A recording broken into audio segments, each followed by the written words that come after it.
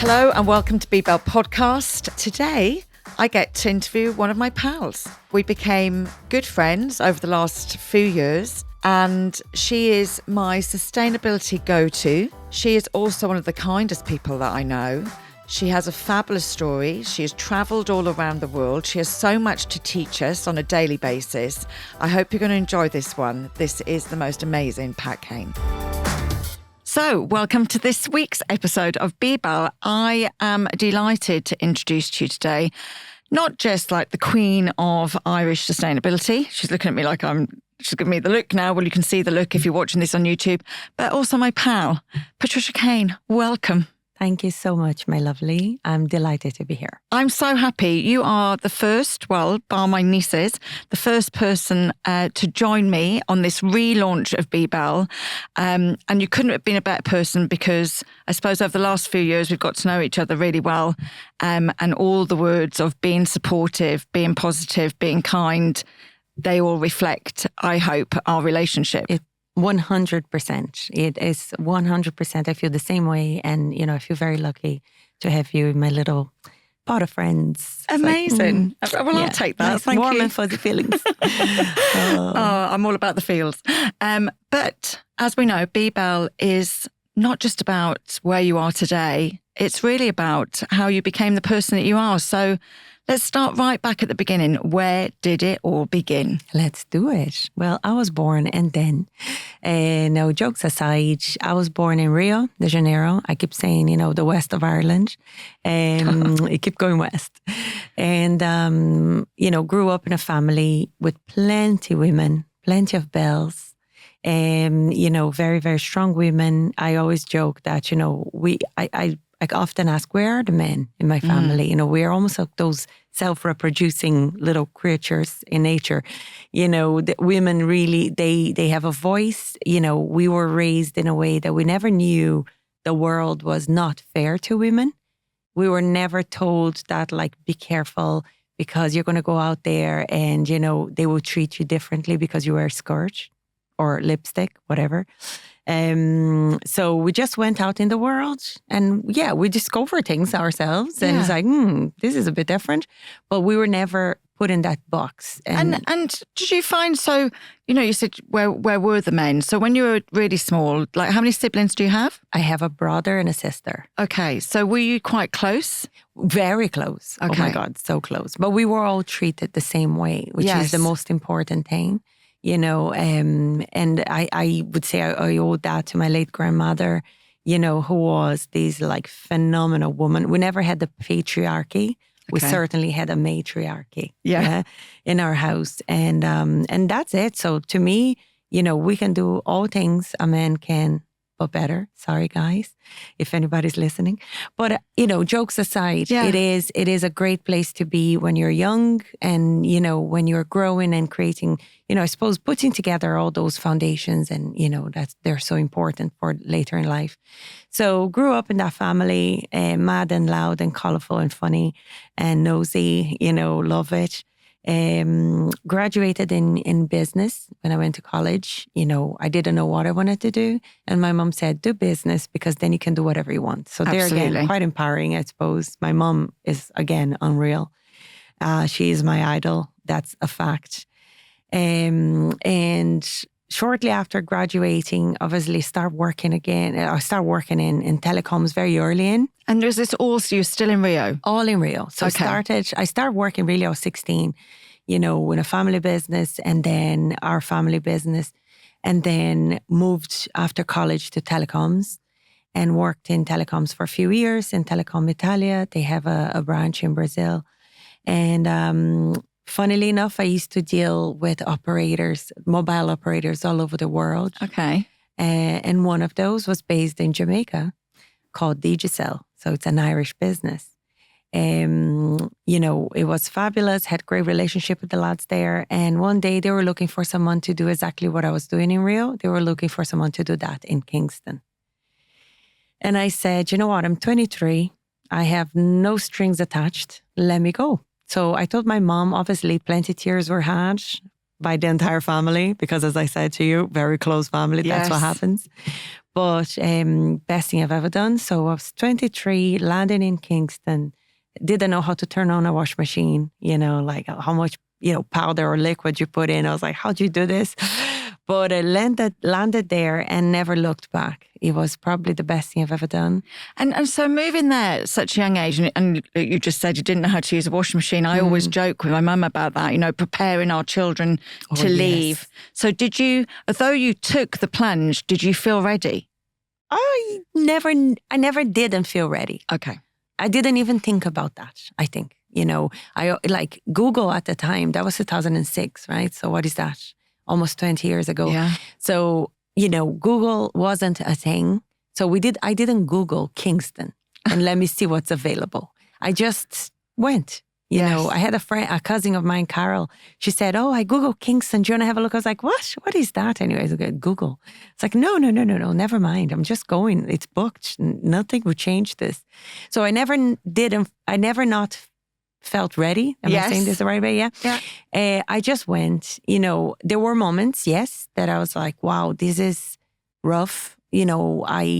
I miss my family. I feel a bit lonely, on a weekend here and there. And it's like, what am I doing? Because we worked really hard. We played really hard, but worked really hard. And on the weekends when you finally stopped, and I was like, oh my goodness, what am I supposed to do here now? So, and that forced me to create great connections, make great friendships, friends that I have right here. I landed in Ireland, 7 years after I moved to Jamaica. With then Stephen, whom you've met, of course, my husband. I met him in the Caribbean, an Irish fella from Monaghan. Not that lucky. I love it. I landed here with him and I had a set of friends waiting for me because I met the girls abroad. We call ourselves the DJ girls. And, and it was fantastic. So, it was hard at times. But again, I think the mindset that we were raised was never to be like, oh, I feel so sorry for myself. Yeah. I don't know who am I. Who am I? The whole loss of identity, none of that. We're just get on with it. And, for the better or worse, I don't know, it worked because we went through it. I would have been about the same because I moved here in 2000, but not knowing anybody like you did in Kingston. Yeah. And I was exactly the same, just head down, work. That's how we were bred. Figure it out. Yeah, absolutely. Yeah. I actually love that. And that's how I try to raise the boys, my two boys, is like, look, get on. Of course we're here. There's an emotional breakdown. You're feeling depressed or whatever it is, like you feeling lost. Obviously we're here. And that's exactly how my family, they were to me. We are here, but like, go find your way, go figure it out. We believe you can do it. And if you need, we're here. And I love that. Yeah. I don't know any other way, to be honest, but I think this is a good way. I think it's a good way just because that's the way I know too. So Kingston, you're out there, you're working really hard, you're making friends, you are working extremely hard, but you're playing hard too. Yeah. And who do you meet? So I met tons of friends, first of all. I met, women that literally became, an essential part of my life today. And I know they're always going to be there for me. I met incredible local people, that later then came to my wedding in Rio, my Jamaican friends and friends from all over the world, because the reality is the pool of expats in Kingston was enormous, from so many different countries. And I just loved the whole thing, So I got that feel for what an expat life looked like. Yeah. I got that feel for the world is so much bigger than my city. My city is big. Rio, we have 5 million people living in the capital city, right? It's enormous. But the world is so much bigger and so much better when you open up to new experiences and new cultures. I am a sucker for cultural differences and interesting things and finding out from food to behavior, and everything between. And I think Kingston was, I suppose, what sparked that. So I met Stephen there almost maybe 6 to 9 months after I arrived. He arrived, but we were just good friends at the time. And then after a few years, obviously got together, etc. And then after a few years, we were moved to Honduras in Central America. And then again, completely different again. Like setting up the business was just starting there. So it was brand new. We were just starting and I loved everything as well. people there were beautiful. You know, America Ferrera is from Honduras. You know, the Barbie, the beautiful speech. She's a Honduran girl. Okay. She like the best speech. That speech, like, and they're all like wonderful people. Like we had such an amazing time. They were there 3 years, and then we moved again to Panama, which again is incredible. So modern, so beautiful. It's like a little Miami in the middle of Central America. You know, so beautiful as well. And we had a great time there. And then we decided to come to Ireland. And what made you make that decision? I thought that if one day, you know, I decided to have children, I didn't know if I would be able, I didn't know anything about it, but the idea of raising a family in Rio after living in 3 different countries that were much smaller than Brazil, of course, I was like, I actually prefer, if we ever do decide to have children, I would like to have them in a smaller, not small, but smaller country, a town that I can manage in a much easier way. Certainly, you know, like security was a big deal for me. You know, the public system that, again, for the better or worse, works. Yeah. You know, like when I put things, when I hear, because this doesn't work here, and I'm like, let me tell you about where I come from. Yeah. You know, like you wouldn't step, you know, into a public hospital, sadly, you know, because that simply doesn't work.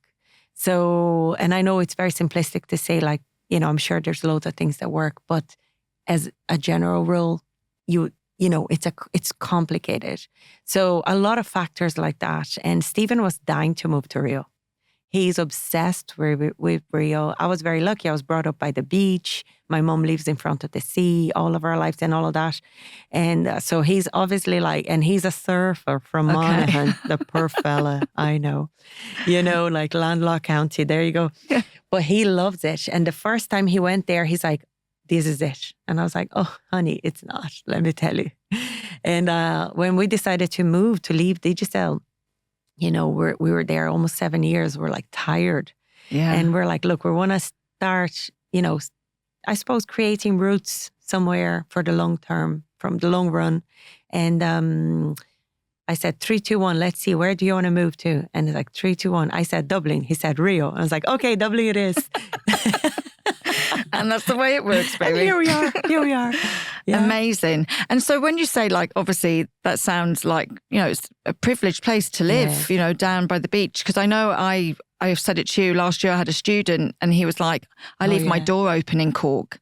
And he was like really nervous. Yeah. And I was like, are you okay? And he was like, just, you know, the security of the house. And I was like, I'm so sorry. Like we live in a really nice estate. Next door just sort of knocks on the door. So it's not all like that. No, absolutely. Yeah. So like, you know, being a big city, Rio has all of the issues that come with being big, right? Like, I don't think you would leave your door open in the middle of London, hustle and bustle, the same way you probably, you know, I don't know, maybe you would, I don't know. But Rio is the same, you know, like we always lived in like enclosed, you know, gated communities or that sort of thing. And sadly, it is the way it is. But like the spot is a very privileged, you know, and beautiful area. So I always say we didn't have a garden, but we did have the sea. And wow, you know, I have wonderful memories. I miss that. I miss the view, you know, and I miss being able just to step out and go for a walk, you know. You have to move to Cork with beautiful beaches. You can just step out. Maybe that's the next one. You never know. You never know. So you make the choice. Well, you make the choice to move to Dublin. Yeah. And so what was next for the two of you? Oh, no, there's no next, John. This is it. I always said to Stephen, like, this is our next move. This is our last move. Yes. You know, like, I am obsessed with Dublin. You know, I think it's not too big, not too small. It has everything I need. If I want to go to a nice market on the weekend, I'll find one. You know, if I want to go to a nice restaurant, if I want a nice takeaway, if I want to stay home, whatever it is, you know, it's here. I have friends here. If I want to go to Cork to see you, it's only a train away. Yeah. It's no big deal. If I want to go, whatever, you know, it's all here. And we are near enough to the continent, but we're not, again. So I don't know, like I am one of those that came to Ireland and I'm obsessed with Ireland. You know? But I think you were lucky because, like you said, you had that base of friendship. 100%. Yeah. So you had known, again, you were ready to move here. 100%. Yeah, I was ready. I knew exactly where I was coming to. I remember my first few days here. And it's so funny, I got a job, but I was only starting after a month of moving here. So I had a month to myself. And I remember taking the Dart and going into town and going into like little shops and having lunch in Avoca in town and going for a walk in Stephen's Green. And I was like, this is so lovely, So I fell in love immediately. And I think, I always say, and I was writing about St. Patrick's Day the other day, I always say that the weather is questionable. We all agree. But the warmth of people is 100% here, and you can't question that. How many times, I can't tell you how many times my parents, they come here a lot. I can't tell you how many times they were standing at a Dart station or waiting for the Lewis with an actual map. And the fucking thing's basically upside down, and someone comes in and, can I help you? And they are like, wow, people are so nice. And I'm like, people are so nice. Yeah. I remember the day I moved here, I got in a taxi. It was Paddy's Day, actually, St. Patrick's Day in 2000. And he dropped me to the house, and I got out the car and I kind of went, that man has just dropped me right to where I live. And I've just told him my life story. So he knows me. He knows everything about me. I probably told him more than I told a taxi driver in London for my 28 years. Yeah, you can chat. You can literally have the best chats. It's basically therapy, free therapy. Well, you pay for the ride. But like, I just think, and then obviously with so many cultures arriving over the past so many years, it is a multicultural town as well, Dublin and beyond, right? So I didn't know there were so many Brazilians here. Obviously, I'm not in the student community, So when we moved here, I started hearing Portuguese in the streets. I was like, what's happening? Who are these people? How do they know about Ireland? And then I remember when many years later, I had a partnership with a supermarket in Galway. And I remember going to Galway to set it up, reuse it there, and hearing Portuguese in the middle of the shopping center or whatever. Like, how do Brazilians end up in Galway? I'm like, wow. So, it's very multicultural. People are like, oh, do you miss Brazil? And I was like, at this stage, I only miss the people. Yes. Because even the food I can find here. And I make an amazing fresh water. She does indeed. I still have your bag in your Tupperware. So, yeah, it's incredible. So when you came there and you arrived, because actually when I moved in 2000, I didn't find it very multicultural. And coming from London, I was like, oh my God, like this is like very strange. Province. There's just like white people everywhere. This is really weird. Because I hadn't been brought up that way. I went to school, our religious education was everything. It wasn't, one religion. So I was quite confused when I first moved here, but I saw the changes and it was so nice to see the changes. But obviously you left a job as well after 7 years. So what did you do when you arrived? What was the job that you went into? Yeah. So I went to work for telecoms still, but I used to represent Digicel here in Ireland for this specific supplier of ours. So I worked in Bosbridge. We lived near the Dart there in Sandymount, which was lovely. We rented there. At the time, was totally doable. Right now, I don't even like to think about how much the rent there is. But at the time, it was actually really decent. So it was only a one bed and, near the Dart. So for us, young couple, wild and free, happy days, going into town in 20 minutes, we're there max. Worked very nearby. The only thing that happened there was I was working with the time zones of Caribbean, America, South Pacific, Central America. So I was like, whoa, so I did that for a year and I was tired, Sean. Yeah, I was that's really hard tired. Like you could be having a call at 1 a.m. They're starting their day in the South Pacific as we're going to bed here. So that was like, oh my God, I don't think I can do that forever. And it was a time that we started looking then into, should we try and find a place to call our own? And, where is it going to be? And I'm like, I don't know. So I was like, okay, maybe we'll start again. Let's start again. So I said, I'm leaving telecoms. I was like, I've done 10 years in telecommunications. I loved it. For all I know is a super industry. Obviously, it enables us to do so much, like, oh my God, it's an essential part of everybody's day to day today. So big deal there. Loved it. But I was ready for more. I'm like, I can't live a life just working for one industry. And that was only the beginning of everything then, as you know. So I heard of this company that everybody told me was incredible. I didn't really understand what they did, but everybody said, you need to work for Paddy Power. Okay. And I was like, but what is it that they do? I don't understand. It's like the gambling. Power of the paddy. Exactly. It's like gambling. And I was like, oh no, in Brazil, gambling is illegal. Yes. Still, till Okay. today. They're opening up now over the past maybe 2-3 years. But like I grew up looking at gambling basically like, oh, no, that's illegal, right? So I'm like, what? Is this legal here? And people are like, oh yeah. It's like, oh my God. So I went for an interview and, obviously very naive. And I arrived there and they wanted exactly what I had to offer. And I was hired immediately to run the commercial side of marketing. So basically partnerships. Think of commercial deals, how much money we're going to make, what are the opportunities, what's the size of the pie here and how much can we have and all of that, which was very interesting. Paddy Power online marketing, incredible, right? Very well known for its marketing, very funny and witty. So I learned a ton. Halfway through, I remember football, you're dealing with sports, you're dealing with horse racing, which I am not a fan. Sorry if I'm offending anyone, but I'm not a fan at all of any animal related sports. But anyway, so football, I'm a huge fan. I'm obsessed. I'm Brazilian. Come on, of course I am. So I remember one day, and me with Pat being my code name and Kane being my surname, my husband's name. But because my Portuguese surname is complicated, it's Macieira. Okay. It means apple tree. Nobody's going to be able to say that. They call it's one word, Macieira. Yeah. They write Maci. They think it's Mac-era because it's Ireland. Yes. And I'm like, no, this is one word. Anyway, so Pat Kane went as the name, so easy. One day I'm like hosting the guys from Manchester United here. We were talking about commercial deals and all.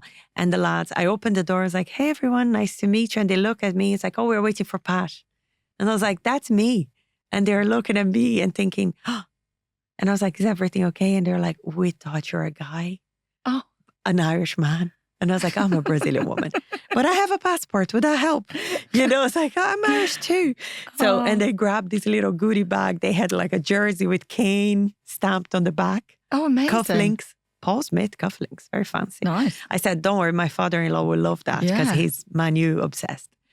So, I learned loads from dealing with those guys and, people like them and calculating what the opportunities, looked like for the business. And then I went on maternity leave for the first time in 2014. And when I went back, my team was doing really well. We had hired new people, like some incredible boys there, like so smart. And I went back to a team that was very much, doing great, very round, everything like working like a proper, good, well-oiled machine. And I said to my MD at the time, and I said, he's no longer there, so it's okay. I said, I want to do something different, but as a woman, I'm not seeing a lot of me out there. Where should I go? What you reckon? And he laughed and was like, HR? Oh, good God. Oh, my goodness sake. And then I was like, okay, fine, time to go. At the time, there was a huge opportunity happening at Betfair. Again, gambling again. Yeah. English, obviously London-based and all. And but that was for the Dublin office, was to look after international markets, regulated markets. It's what the markets that they are allowed to operate. Yes. And I just told you I love cultures, right? And multicultural experiences. I was like, sign me up. So got the job again very quickly and moved. I had to go on gardening leave because the two jobs were like, senior jobs, similar companies. And 3 months, I'm out for a month and the companies decide to merge. And I was like, really? Are you merging? So can I just go back to work? Can I just start now? And they're like, no, there are processes. So I had to take the 3 months, which then I went back to Digicel's owner to do a side project for him. So I never really stopped. I never really stopped. So I was doing a side project, mapping customer journeys for him and for a new business he was putting together at the time. And when the 3 months ended, I started a Betfair, and again fell in love with the crowd there. The role was incredible. It was so fun. And shortly after, I'd say maybe 9 months or something after, maybe a year, the teams were merging, and they were looking for someone to then become the director of customer experience for the group, which was then a FTSE 100, a massive company, right? And one of our MDs said, Pat, I think you should go for the role because you have this mishmash of experiences, and it's literally a blank piece of paper. You decide what does that look like? And I'm like, oh my goodness, okay, sure. So I interviewed again, got the job, and there I went. I started from scratch, recruiting, literally writing, dear diary, let's take it from here. What do we do here? And how old is your first born then? So at that time, Thomas was one and a half. Okay. And how did you find that? Obviously, it's a big role. It's something brand new. You've got a blank sheet of paper, but you're also a first-time mother.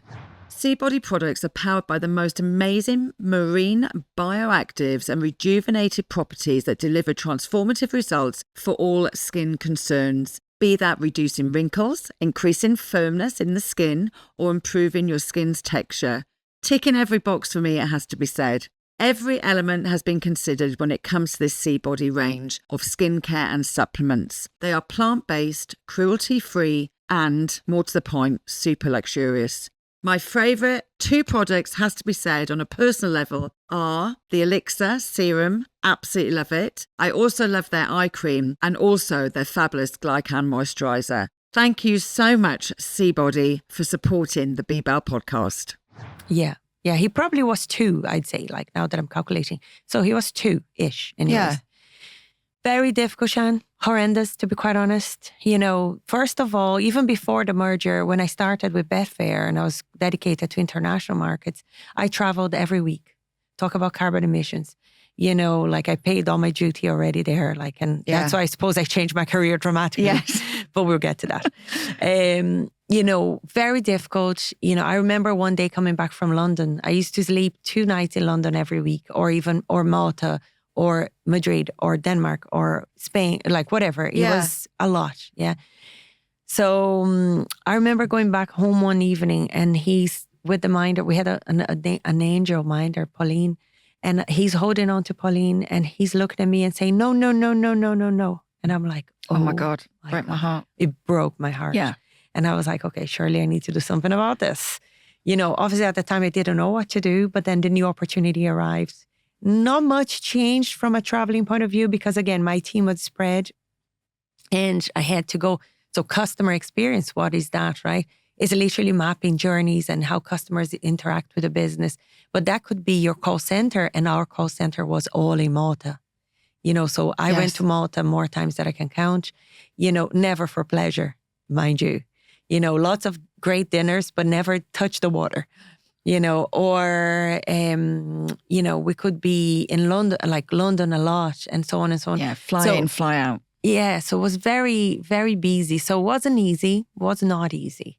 So much so that when the second fella decided to, arrive, when I found myself pregnant with Connor, with Thomas was a very late discovery. Yeah, I was 4.5 months pregnant. But Connor, I found out pretty straight away, I'd say I was 6 weeks pregnant, I found out. And there I was like, okay, this is it. This is my chance. I'm going to create a business here. Now, Reusey, my first business, was never my first option. Funnily enough, I needed to do better. We were, as a family, when Thomas was born, we had this pact, my Stephen and I was like, we're going to do better for him. And both of us were leaving in a much better way, bar the flying. Yeah. I raised my hand. But at home, yeah. Our habits, the purchases we were making, the purchases for him, we're trying to experiment with cloth nappies, with reusable everything. and, trying to buy from local businesses and DIY, a load of DIY. Oh my God. Not good ones, but my God, some that not very good, and so on and so on. So we were doing good. So our main, I suppose, sin, if for lack of a better word, was the flying with work, for sure. And, and I'll tell you that any day of the week, and, very transparent on that front. But then Connor was arriving, and I was like, we had plenty needs from that point of view. As a consumer, a sustainable consumer, we had plenty needs, because it was all very fragmented. And again, coming from a customer experience background, I always say my experience as a customer for sustainable goods was very fragmented. Yeah. Farmer markets, small businesses here and there. There was not the structure we have today. And that's only 7 years ago. But trust me, there was not. Oh, no, I remember you'd go one place for one thing, another place for another thing. Yeah, which creates a hassle, and it creates, it's a block. It's a block. Yeah, it's a block. And you become lazy. And I understand that, obviously, because you don't want to go to 17 shops to do a weekly shop, So, yeah, it creates a problem. But anyway, so I had all those needs bubbling here, but I also wanted to think about what else could I do? So I obviously went straight into more corporate things because I was like, I know that world and I can do that. But I was very pulled by like, ooh, but there's a problem here. And there's a problem. So Stephen is like, are you going to run any customer research or, focus groups or whatever? And I was like, no, it's a problem for us. I bet it's a problem for a bunch of other people. And I remember going home as Connor grew inside my belly, growing home every night with my laptop and writing. So mission, vision, values, researching for suppliers. And I would spend nights and nights sitting there, just researching, ordering samples, and then I start setting up the business, CRO, social media and all of that. And then, I was like, I need to launch this before this fella is born because it's now or never. Yeah. And honestly, it could have waited 100%. Yeah. But anyways, I was fueled by hormones, positive hormones. Like, you can do this, girl. Look at you. You're amazing. You can do anything. You can do anything. Lies. But anyways, then was May 4th, 2018. I launched the business online, obviously soft launch, family and friends. Yay, it's launching. Help us here. And then May 9th, like 5 days later, Connor was born. So they're my Irish twins, you know. And then that was that. Never stopped. Yeah. Yeah. But did you always know, like initially, obviously, you're online. Yeah. Yeah. Then you get the opportunity for a store. Yeah. So the store was a funny one. I had a pop-up with two incredible ladies, two other shops, Under the Willow. It's a printmaker. Yes. And gorgeous. And then the Little Wooden Peg, clothes for kids, amazing, gorgeous too, in the Leary there. And we had a pop-up together, the three of us, in the Leary. The county council, they have a little shop there that you can rent. So we did that for a week. And the amount of feedback I got, people are like, oh my God, this needs to be a real shop. You need to open a shop. I didn't know I could find everything in one place, da-da-da. And I'm like, oh my God, maybe they're right. I need to turn this into a shop. So that's when I was like, right, I'm going to start looking. And I started looking for places and, locations, found my shop there in Foxrock Village and just did it, and just wing it, really. I was like, let's see what happens. I love that attitude because that's what I'm just like, just do it. Get on. Just get it done. Do it. Yeah. So and it was brilliant. It was a learning. We unfortunately had to close the shop there in 2022 in January because, the owners, they were making different calls and, there are lots, the shop is still empty, believe it or not. That's mad, isn't it? It's mad. But anyways, the way one door closes, another opens. I kid you not, one door closed, 400 open. So thank you guys for making the call for me. Yeah. At the end, like silver linings everywhere, lots of them, golden linings. So like we got to work then with Brown Thomas Arnott's, amazing partnership. We got to work with Kilkenny Design. I'm obsessed, with everybody and everything there. I got to run so many different events and partner with different people, things that I wouldn't have been able to do. You would never been available. I was never available because having your own physical, as you will know, shop or business takes a lot. You know, someone gets sick or someone needs to run to pick up a child. So whatever it is, it's you. You know, there's nobody else that we're. So you end up being like, my calendar is free, I think, until something happens. Absolutely. And there's always something. Yeah. So in hindsight, it was a blessing in disguise. You know, I was getting really tired of standing there, you know, and I was like, oh, so we went online, we had our partnerships and it was all amazing. But it also allowed me, as you know, to go back and think, what do I want? You know, and a friend of mine, Nikki Hoyne, a shoemaker, amazing girl. I love Nikki. She said to me the other day, but Pat, this was always the vision, right? And I was like, that's right.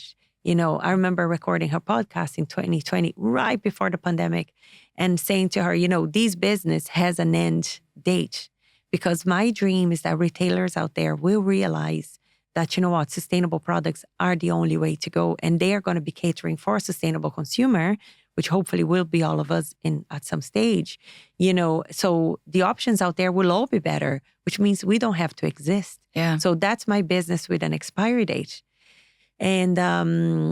And what I really wanted to do is, like, it's very easy for me to sell a bottle to you, a coffee cup to a friend, and, you know, and a menstrual cup to someone else.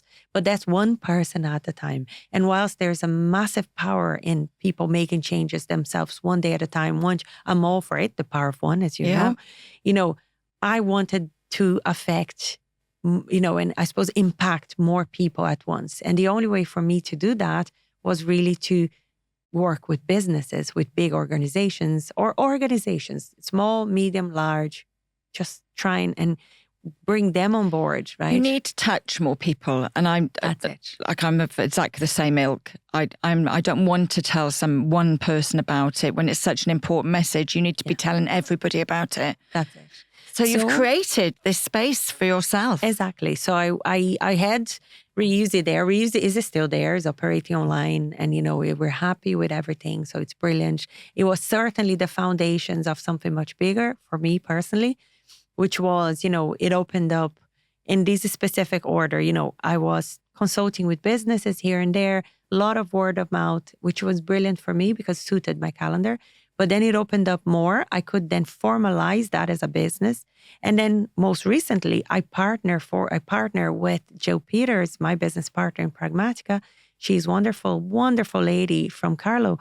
And, you know, and we have a few different colleagues and we're working on something much bigger now. We have a formal consultancy firm helping SMEs mostly, you know, on their journeys and, you know, education, marketing, comms, there's everything there, certifications like B Corp and all. So we love it.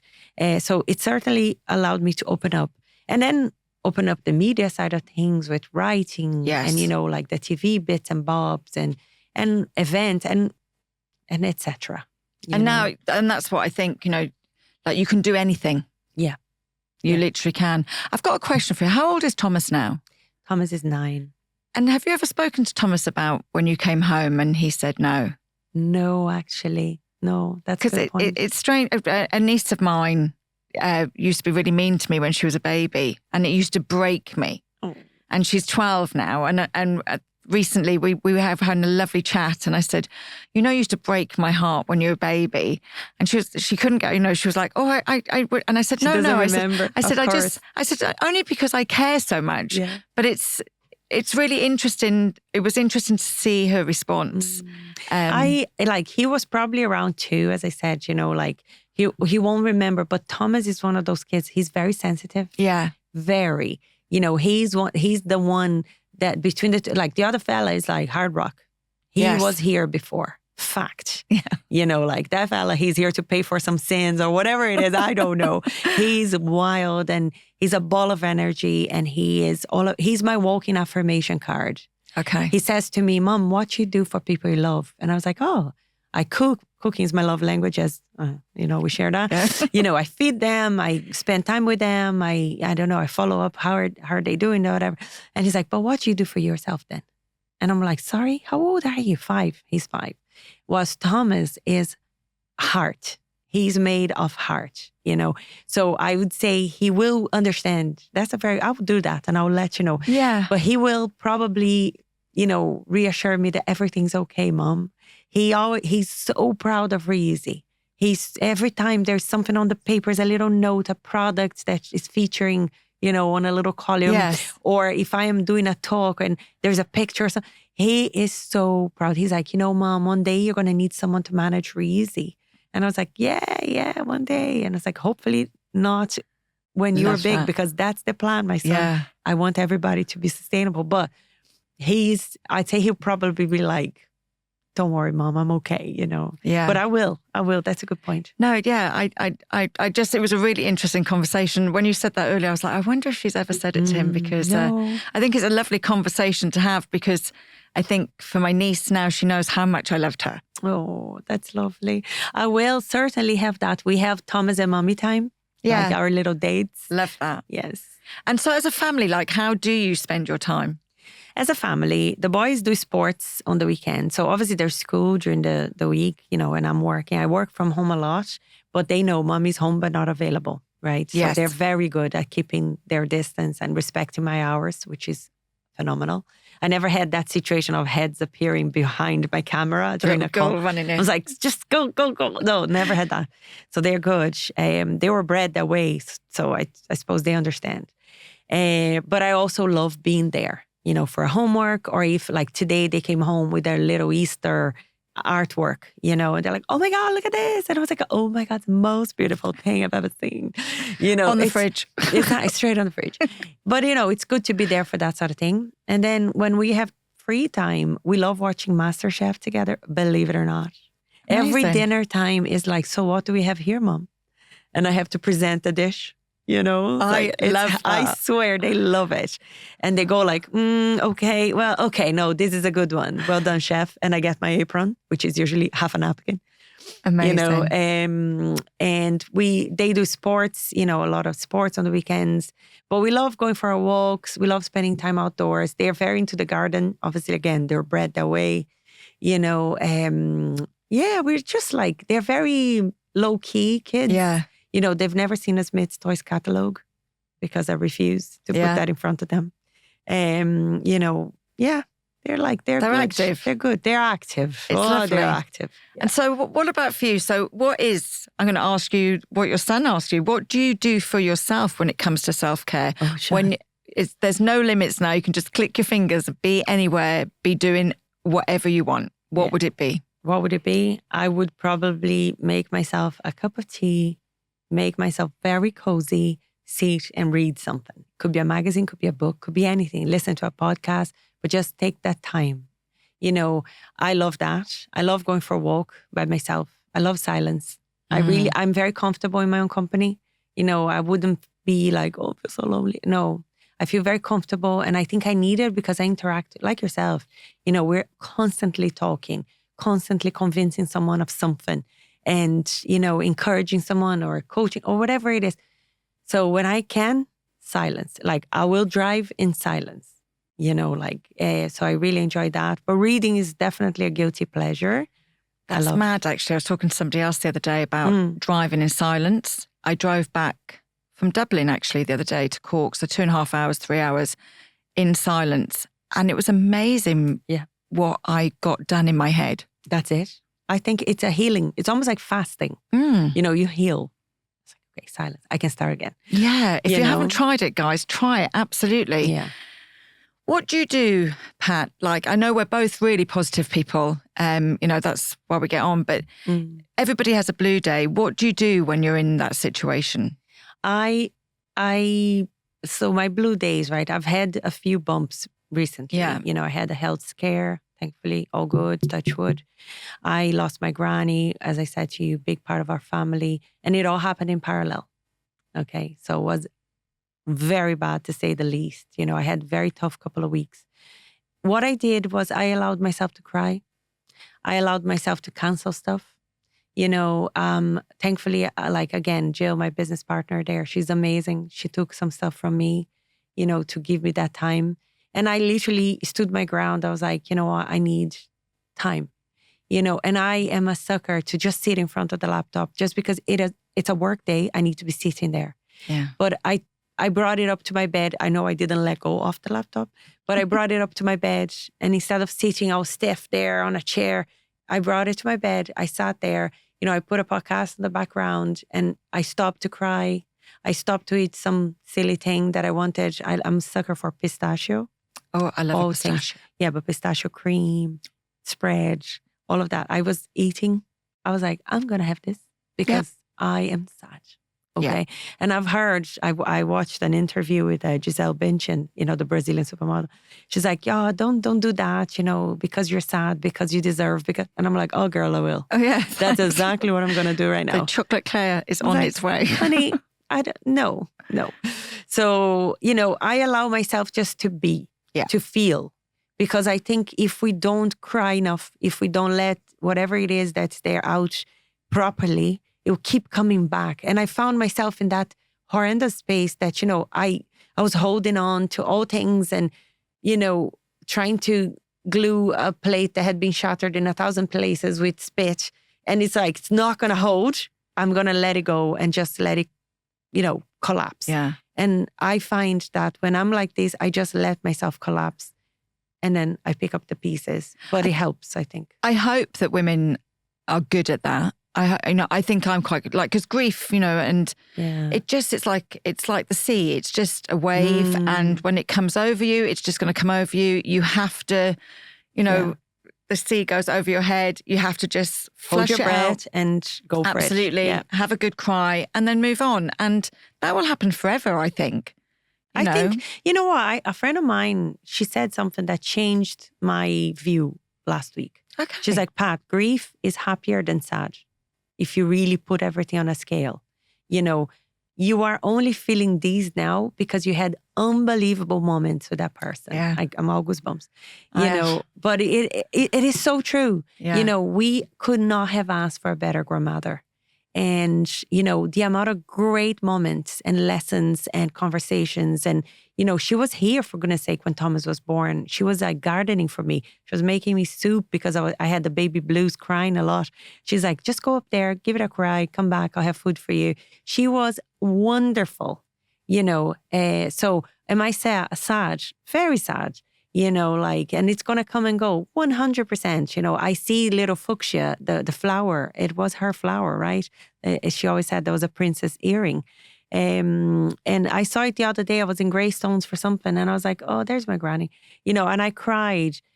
But I'm only doing that because of all these wonderful things that happened. So it is, I think if I put on a scale right now, I think it is much happier than sad. Yeah. And I'm sticking with that narrative. I think it's a great narrative because we're so fortunate to have had all the time. Yes, exactly. So fortunate. 42 years of her. I know. And look, I was fortunate enough to meet your mum and my God, like Pat is hot, like 40 and hot, but your mum is like hot. She's absolutely stunning. She'll love to hear this. Oh, seriously though, I remember Lee was like, oh, that's Pat's mum. Oh, hilarious. Like, it is, but and what a mover.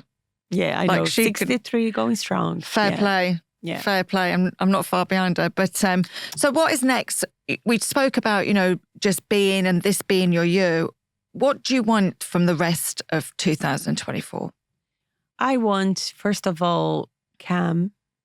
Not calm in a way that there's nothing happening, but I want, I think I've had a good share of complicated situations in this first quarter. And I'm ready to, say goodbye to it. So I want things to flow a bit, in a more orderly manner on that front, on a personal front.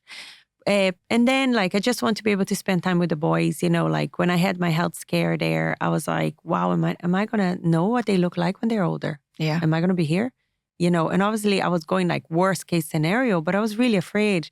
And now that I know everything's fine, I'm like, okay, I'm going to enjoy this. And, some things, happen to us, I guess. And, maybe I don't know, who knows, but like it opened my eyes, you know, it really did open my eyes. So I want to spend time with them, good times with them, not rushing around, not stressing. And then from a career point of view, you know, I want Pragmatica to grow. I want Easy to continue to thrive. Hopefully not for too long. Big retailers, help me here, you know. But, you know, I want to continue to spread the word. I really enjoy doing the writing. I really enjoy going on Ireland AM and doing my little bits, you know. And then help as many people as possible. I'm joining one big not-for-profit here in Ireland this year. So it's going to come out soon. One of the big charities. Amazing. It's the biggest one. I'm very happy. I'm joining their board soon. So that's my volunteering, you know, side of things sorted. So yeah, there's a lot. Amazing. I want more of the same, I guess. Yeah, I think that's nice. And I think that word just to be, that's my word this year is just be. Yeah, more of the same though. Absolutely. Yeah. So listen, your predecessors, although it's been a long time since we did the podcast, I have this jar in my cupboard for the last 4 years. So these are questions from the last guest that we had on. Okay. Pick one. And just answer it well. You'll have to read it because obviously I don't know what's... Sure. Let's see what I'm just blow the dust off the top. Let's see. Favorite TV programs of all time. Oh my God. Oh, that's easier. That's a nice one. I thought we were going deep here. Oh, Freud stuff. Okay. Succession. Really? Love it. Billions. Up to a certain point. Didn't like when A-Rod left. Okay. Sex and the City, guilty pleasure maybe. Yeah. Yeah. There's one that's really good that I'm missing here. Oh my goodness. Help me, Sean. Well, I am a sucker for bad TV shows. I was going to say, I love bad TV. So I'm like up to date with all of the Real Housewives. Oh no, I never watched that, would you believe? Oh my God. We're like Love Island maths. Oh, okay. You know, that sort of thing. Oh, maths. Really bad. Really all bad. About the maths. It's really bad, I know. I know. You know one show that to me everybody should watch, and that's a deep one. It's called It's a Sin. Okay. It's about the rise of AIDS in London. I saw it. That to me amazing. Was phenomenal. They are all amazing. Yeah. Years and years, the main character, right? The boy, he's wonderful. I'm obsessed with him. And I think the message is so powerful. Yeah, no, it's an unbelievable. It's unbelievable. Unbelievable program. We're going to leave it there. I just want to leave with one thing. What do you think everybody should do today that's going to make them a little bit happier? Good question. I think one thing that I started doing last year that, you know, helped me, I'm into gratitude. I'm big, you know, I believe whatever your God is, I believe God is good all the time. Okay. Whoever, he, she, it, whatever you call it, they, them, whatever. So I am grateful for a lot, the good, the bad, you know, we're talking about grief, all of that, but still. So I started recording like every month. And I think social media helps us record happy moments, which is good. Because the crap moments, we'll remember. But I don't want to focus on those. I want to focus on the good stuff that's happening because that brings me up, you know, lifts me. Yeah. So I start putting like January. What did I do that I thought was great? I don't care if anybody else did think that, but I thought was great. And I started listing. So sit down, look at the first quarter of 2024 and list. What did you do great in January, February, March? It could be that you tried a new food, you visit a new place, you met someone incredible, you did something with work, you gave yourself time, permission to just be, whatever it is. Write that down. And I'm looking back at 12 years now because I started that last year. And I love that. Yeah. I think it's so important, isn't it? That is a really good tip and a really brilliant way to finish, Pat. Thank you so much for joining me today. Thank you. I love that. Me too. So thank you for listening to this week's BBell podcast. Don't forget, you can find us on social media. If you've got any questions, then please don't hesitate to DM us at bbell_wellness. You can also find this on our YouTube channel, which is my YouTube channel, Sean Horn. And don't forget, the more people that subscribe, the better that we can make this pod. So don't forget, like and subscribe across all channels. And thank you.